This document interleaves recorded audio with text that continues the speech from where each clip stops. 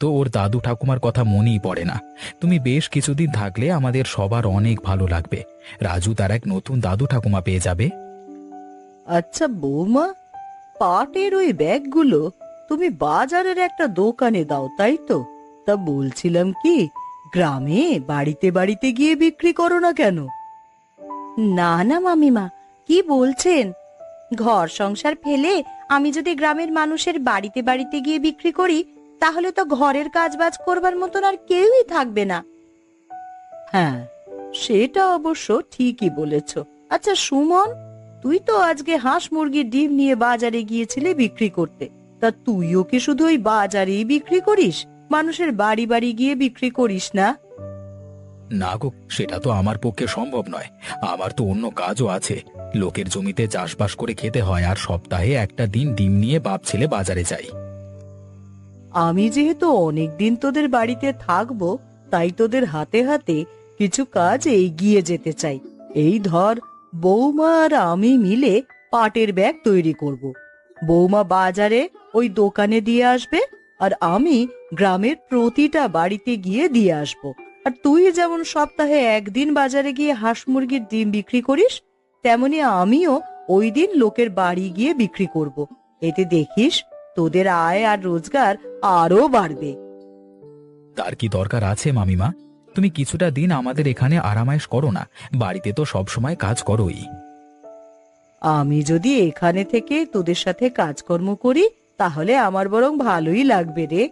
আমাকে আর বাধা দিস না বাবা। তাই আমি যে কথাটা বলছি, সেটা যদি সম্ভব হয় তাই কর। আচ্ছা ঠিক আছে মামিমা, এত করে যখন বলছেন, তখন না হয় আপনার কথাই রইলো। আমারও তো খুব ভালো লাগছে তুমি আমাদের বাড়িতে এসেছো বলে। এখন থেকে আমি আর তুমি সবার বাড়ি বাড়ি গিয়ে ব্যাগ আর ডিম বিক্রি করে আসবো, কেমন? তাহলে তো খুব ভালোই হয় রে।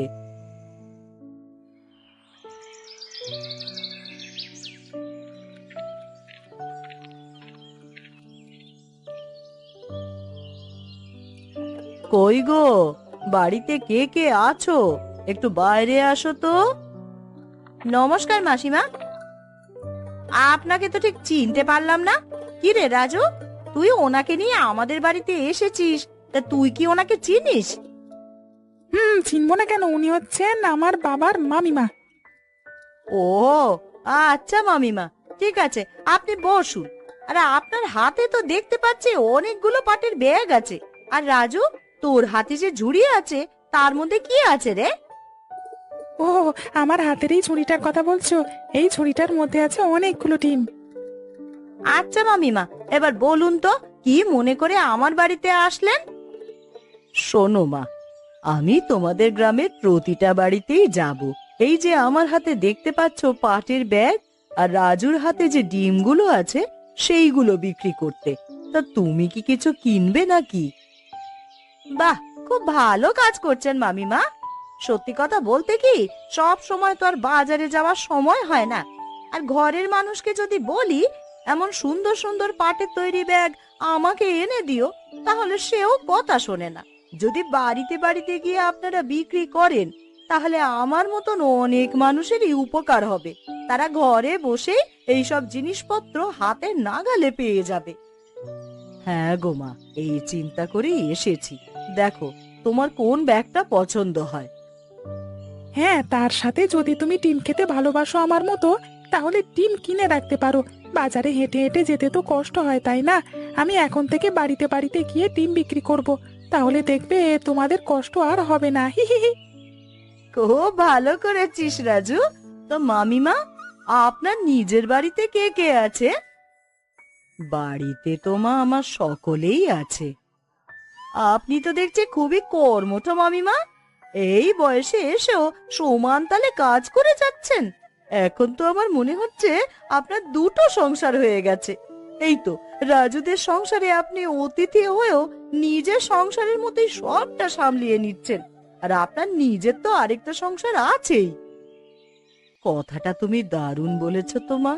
সত্যিই তো, আমার তো দেখছি দুটো সংসার হয়ে গেছে। যাই হোক মা, এখন তুমি যদি আমার কাছ থেকে কিছু কিনতে চাও, তাহলে বলো। আমাদের তো পুরো গ্রাম ঘুরতে হবে, এক বাড়িতে এতটা সময় তো দেওয়া যাবে না গো মা। হ্যাঁ হ্যাঁ মামিমা, আপনি বরং আমাকে এই ব্যাগটাই দিয়ে দিন।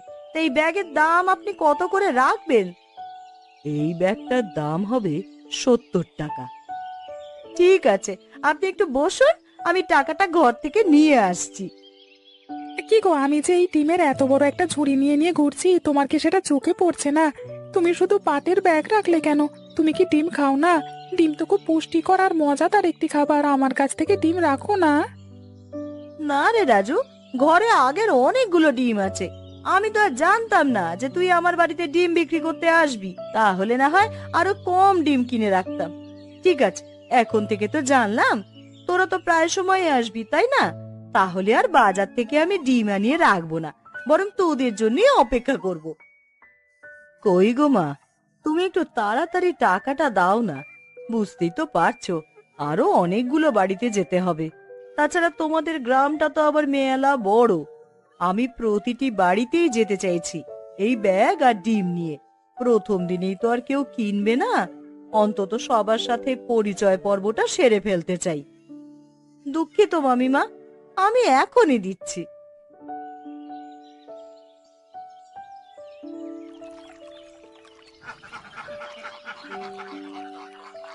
দেখেছেন মামিমা, আপনাকে বলেছিলাম না সারা দিন আপনি এই হাঁস মুরগিগুলোর কোনো খোঁজ পাবেন না, কিন্তু সন্ধ্যা হলেই সব একসাথে চলে আসবে। তাই তো দেখছি বৌমা, হাঁস মুরগিগুলো বাড়ি ময় ঘুরে বেড়াচ্ছে, ডাকাডাকি করছে আর খুঁজে খুঁজে খাবার খাচ্ছে। গ্রামের সৌন্দর্য তো এইগুলোই, এ দেখতেই আমার খুব ভালো লাগে। তাছাড়া তোমাদের এই পুকুর পাড়টা খুব সুন্দর করে সাজিয়েছো, চারিদিকে কত গাছ, তার সাথে রং বেরঙের ফুলের গাছও আছে। মামিমা, ফুল আমার খুব প্রিয়। অনেক দূর দূরান্ত থেকে ফুলের বীজ সংগ্রহ করে এখানে এনে বুনে দিয়েছিলাম, আর কিছুদিনের মধ্যেই আমার পুরো পুকুর পাড়টা একদম ফুলে ফুলে ভরে গিয়েছে। জানো, তুমি আমাদের বাড়িতে আসবার পর থেকে একটা বিষয়ে খুব লাভ হয়েছে আমার। তাই নাকি রে? তা কোন বিষয়ে লাভ হয়েছে বলতো শুনি। আগে তো মা আমাকে ডিম খেতে দিতই না, সব ডিম বাজারে বিক্রি করে দিত। আমাকে মাসে মাত্র কয়েকটা ডিম খেতে দিত, সেটাও আমি অনেকবার চাইতাম বলে। কিন্তু তুমি আসবার পর থেকে আমাদের হাঁস মুরগিগুলো কেন জানি না খুব বেশি ডিম দেওয়া শুরু করেছে, তাই আমি প্রতিদিন ডিম খেতে পাচ্ছি। কথাটা তুই ঠিকই বলেছিস বাবা।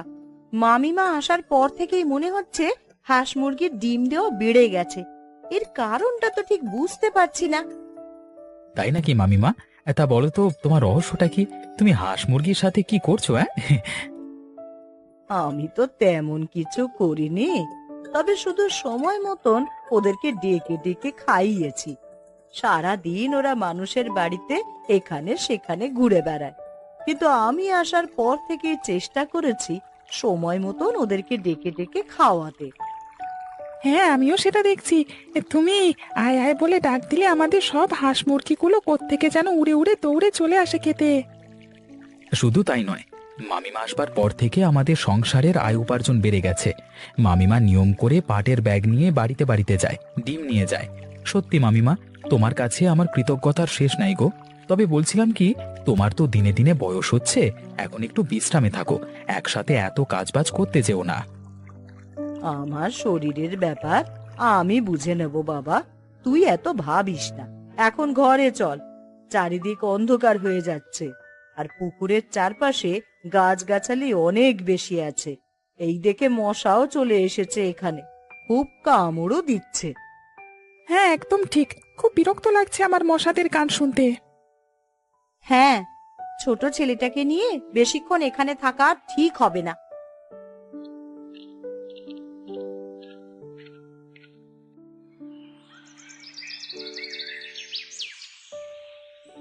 কি ব্যাপার, তোরা দুইজন হঠাৎ করে এখানে চলে আসলি কেন? আর আমি যে এই বাড়িতে আছি।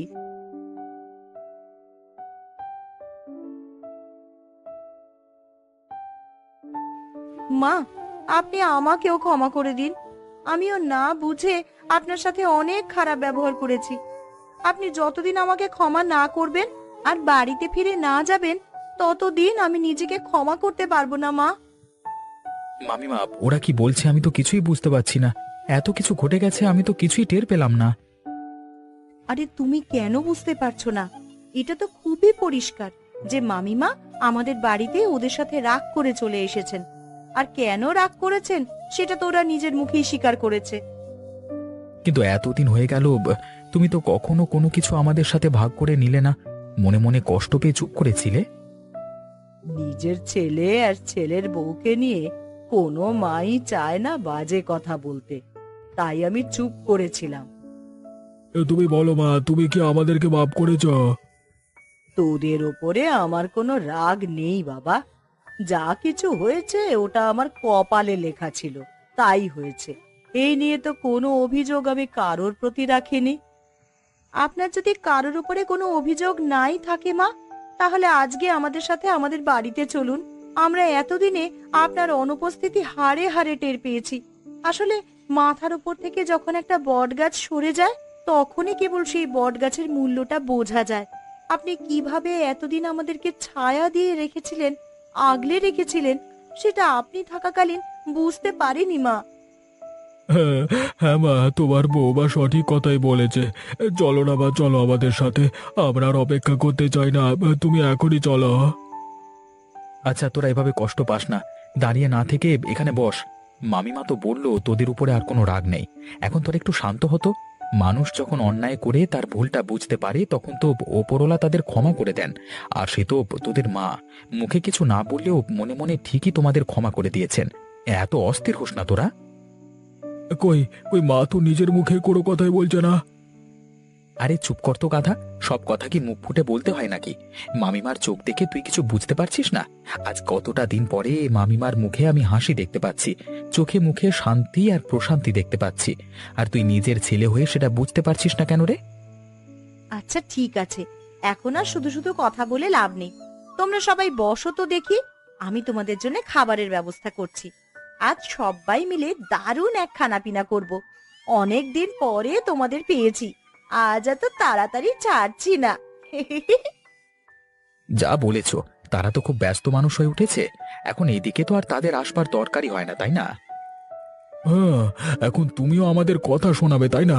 ভালোই তো, শোনাও, আরো বেশি করে শোনাও। হ্যাঁ, এখন তো তোমাদেরই বলবার দিন আর আমাদের শোনবার দিন।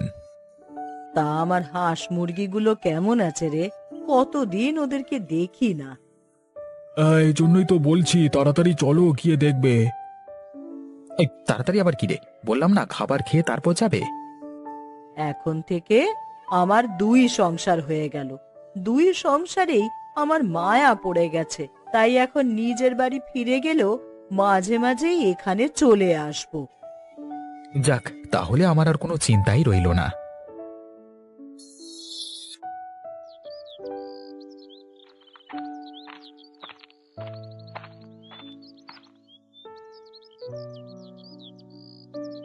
ওগো, এই নাও বাজারের ব্যাগ আর লিস্ট। যা যা লাগবে সব কিছু এখানে লিস্ট করা আছে। তুমি শুধু বাজারে যাবে আর এই লিস্ট অনুযায়ী সবকিছু নিয়ে চলে আসবে। হ্যাঁ গিন্নি, দাঁড়াও যাচ্ছি। তা কত টাকা আজ বাজারে খরচ হতে পারে বলে তুমি ভাবছো? শুনেছি আমার বড় ভাইয়ের ছেলে দীপু আর তপু কালকে আমাদের বাড়িতে আসছে। ওদের জন্য তো মেলা বাজার করতে হবে। হ্যাঁ হ্যাঁ, তা তো আমি জানি, কিন্তু ওরা কেমন খায় তা না জেনে তো বলতে পারলো না যে বাজার করতে কত টাকা খরচ হতে পারে। আমার ভাইয়ের ছেলেরা নিশ্চয়ই আমার মতোই খাবারে পটু। তুমি আবার ভেবো না যে ওরা কম খায়। সে জানি, তা শোনো আমার কথা। আজ আমি যা যা লিস্ট করে দিয়েছি সে সবই কিনে নিয়ে আসো। কাল ওদের জন্য তো অনেক রান্না বান্না করব। এরপর ওরা খাওয়া দাওয়া করলে তখন বোঝা যাবে ওদের জন্য কত দিনের বাজারের কত টাকা খরচ হবে। হ্যাঁ গিন্নি, এটা তুমি মন্দ বলনি। আচ্ছা দাও দাও, বাজারের ব্যাগটা আর লিস্টটা দাও। আমি এখনই বাজারে চলে যাচ্ছি, যা যা লাগবে সবই নিয়ে আসছি। হ্যাঁ, এই যে এই নাও বাজারের ব্যাগ আর লিস্ট। কোনো কিছু আনতে আবার ভুলে যেও না কিন্তু।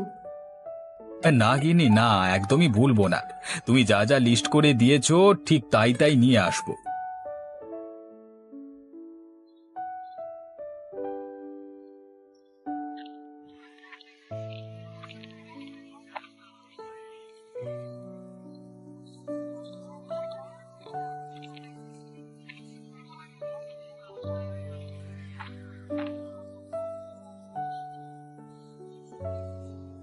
আরে জগাইদা যে, তা বলো তোমাকে আজ কি কি দেবো? আজ দেখছি বাজারে লিস্ট এনেছো। হ্যাঁ রে ভাই, আজ বাজারে লিস্টটাও নিয়ে এসেছি। তা মুদির পণ্যের দাম আজকাল কেমন রে? দাম কমেছে নাকি বেড়েছে? আর বলো না জগাইদা, বাজারে সবকিছুর দামই বেড়েছে। এই যেমন চাল, ডাল, চিনি, নুন থেকে শুরু করে এমনকি তেলের দামটা পর্যন্ত বেড়েছে। কি বলিস রে? তাহলে তো আজকে আমার পকেট থেকে অনেক টাকা গচ্ছা যাবে। একে তো অভাবের সংসার, সেখানে আবার ওদের জন্য অতিরিক্ত খরচ। কাদের কথা বলছো জগাইদা? তোমার বাড়িতে আবার কোনো অনুষ্ঠান আয়োজন করেছো নাকি?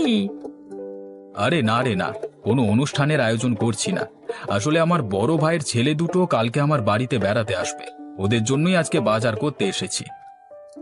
বলো কি জগাইদা, মাত্র দুজন বাচ্চা ছেলে তোমার বাড়িতে বেড়াতে আসবে আর তুমি ওদের খাওয়া নিয়ে এত চিন্তা করছো? হ্যাঁ, ওরা দুজন আর কতটুকুই বা খাবে, তাও আবার ছোট ছোট বাচ্চা মানুষ।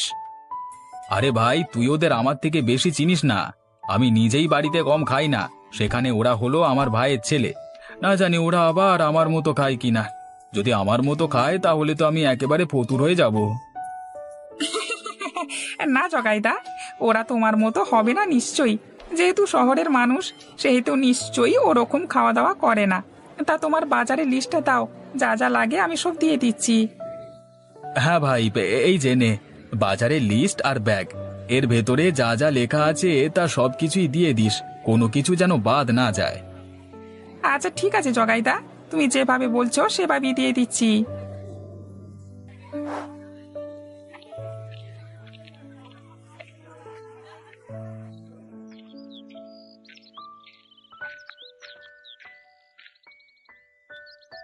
দেখ কানাই, এবার তো আমার বাগানে বেশ ভালোই আম হয়েছে।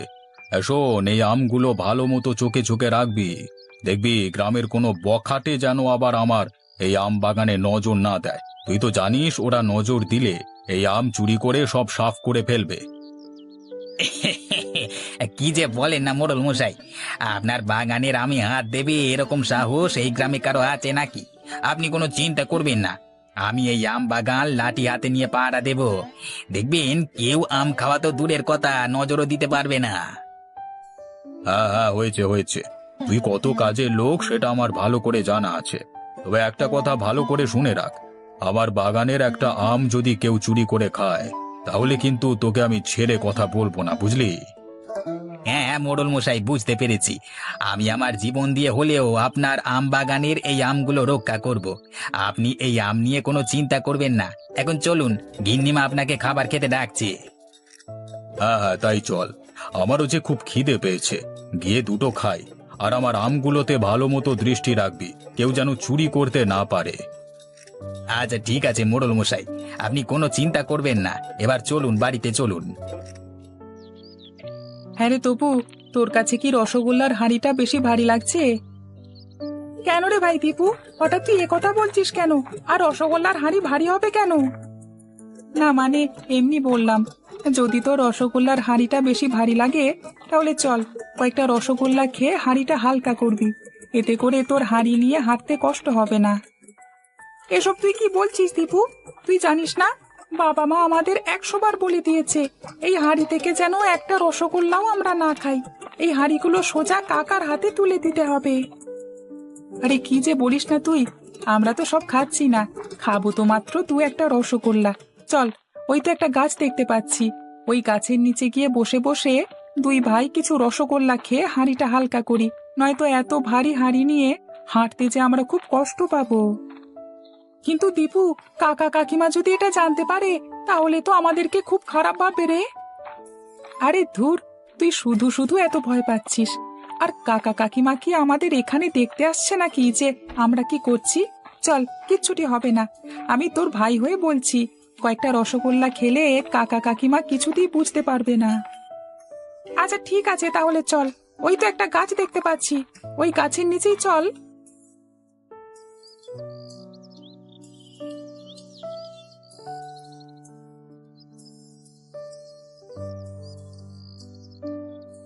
একিরে দীপু, আমরা তো এক এক করে সবগুলো রসগোল্লা খেয়ে ফেললাম, এখন কাকা কাকিমার বাড়িতে কি নিয়ে যাব? হ্যাঁ রে, খেতে খেতে তো সবই খেয়ে ফেলেছি, এখন কি আর করবার? চল, এই হাঁড়িগুলো এখানে ফেলে আমরা এভাবেই কাকা কাকিমার বাড়িতে যাই।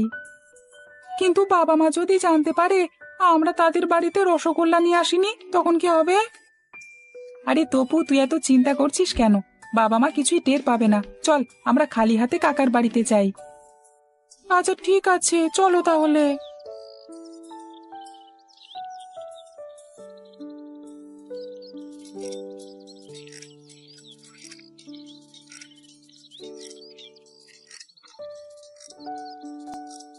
আরে দীপু, তপু, তোরা চলে এসেছিস। তোদের আসতে কোনো সমস্যা হয়নি তো? না কাকা, আমাদের আসতে কোনো সমস্যা হয়নি। কাকিমা, আপনি ভালো আছেন তো? হ্যাঁ বাবা, আমরা ভালো আছি। তা তোমরা ভালো আছো তো? আর বাড়িতে তোমাদের বাবা মা কেমন আছেন? হ্যাঁ কাকিমা, বাড়িতে বাবা মা সবাই ভালো আছে। এই তোরা চল, এখানে দাঁড়িয়ে দাঁড়িয়ে আর কথা বলতে হবে না। ওদিকে তোর কাকিমা তোদের জন্য অনেক কিছু রান্না করেছে, এখন ঘরে চল। হ্যাঁ কাকা, চলো, আমাদেরও খুব খিদে পেয়েছে। কিরে দীপু, তপু, এবার তাহলে তোরা খাওয়া শুরু কর। খাবারগুলো যে ঠান্ডা হয়ে যাচ্ছে। হ্যাঁ কাকা, আমরা এখনই খাওয়া শুরু করছি। এই তো পু, চল খাওয়া শুরু করি।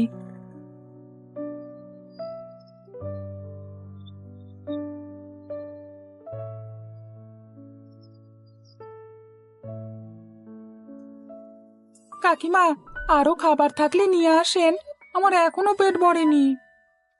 এসব তোমরা কি বলছো? আমরা তো এখানে 4 জনের খাবার রান্না করেছিলাম, আর তোমরা 2 ভাই মিলে তো সব খাবার একাই খেয়ে নিলে। এখন আবার আরো খাবার চাচ্ছ? এইদিকে তো আমরা এখনো না খেয়ে আছি। কাকিমা, তার মানে আর কোনো খাবার নেই? না বাবা, আজকের মতো আর খাবার নেই। তোমাদের জন্য আমাকে আবার রান্না করতে হবে। যাও, তোমরা তাহলে গ্রামটা হেঁটে ভালো মতো দেখে এসো। ততক্ষণে আমি তোমাদের জন্য আবারও রান্না শুরু করি। হ্যাঁ কাকিমা, ঠিক আছে। এই দীপু, চল আমরা তাহলে গ্রামটা ভালো মতো দেখে আসি।